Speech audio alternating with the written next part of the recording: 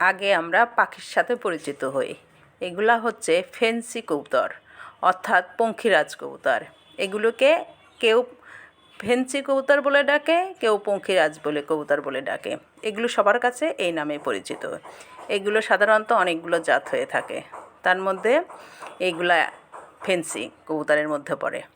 যাই হোক, এদের খাবারের মধ্যে ছিল ভুট্টা থেকে শুরু করে গম, মানে কবুতর, সাধারণ কবুতররা যেগুলো খায় সেই খাবারগুলি। গম আছে, ডাউল আছে, খেসারি আছে, মটর আছে, মসুর আছে, তারপরে হচ্ছে ভুট্টা আছে, ধান আছে, ক্রাউন আছে।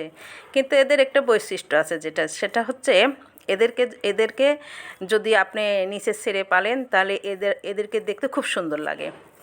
এদের লেজের জন্য সবসময় লেজটা ছাড়ায় থাকে বলে এদেরকে অদ্ভুত সুন্দর লাগে। এদের ডাকটাও অনেক সুন্দর। এরা সাধারণত বেশি একটা উঠতে পারে না, তাই এদেরকে খুব টেক কেয়ার করতে হয়। এদেরকে যদি আমরা নিচে, এরা ভালো উঠতে পারে না জন্য এরা বেশি শিকারিত হয়, এই জন্যে এদেরকে খুব ট্যাগ করে রাখতে হয়। এদেরকে গোসলের পানি দিতে হয়। এরা সাধারণত লেজের জন্য ভালো একটা ডিম বাচ্চা করতে পারে না, তবে হ্যাঁ, বছরে 7-8 বার এরা ডিম বাচ্চা করতে পারে। বছরে 6-7 বার এরা ডিম দেয়।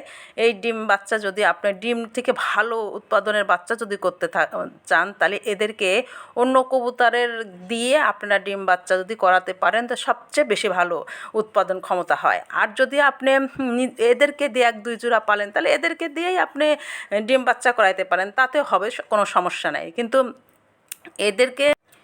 এদেরকে খুব যত্ন সহকারে রাখতে হয়। এদের গড় আয়ু প্রায় 7 থেকে 8 বছর এরা খাঁচায় বাস করতে পারে।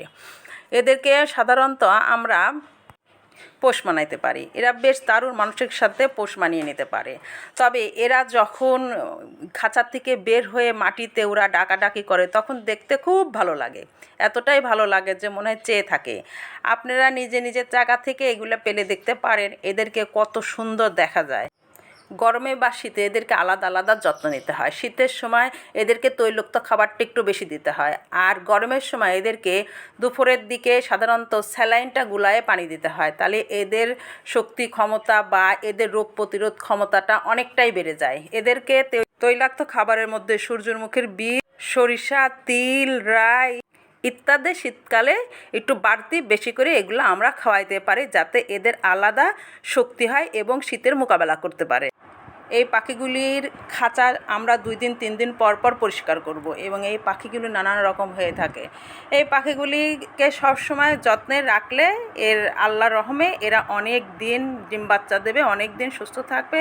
এদের থেকে আমরা ভালো ইনকাম পেতে পারি। এদের থেকে আমরা অনেক উপকারও আমাদের আসতে পারে। গৃহে এরা থাকলে ভালো লাগে, নিজের সময় কেটে যায়। ভালোবাসা দিয়ে এদেরকে পাশে থাকলে আরও ভালো।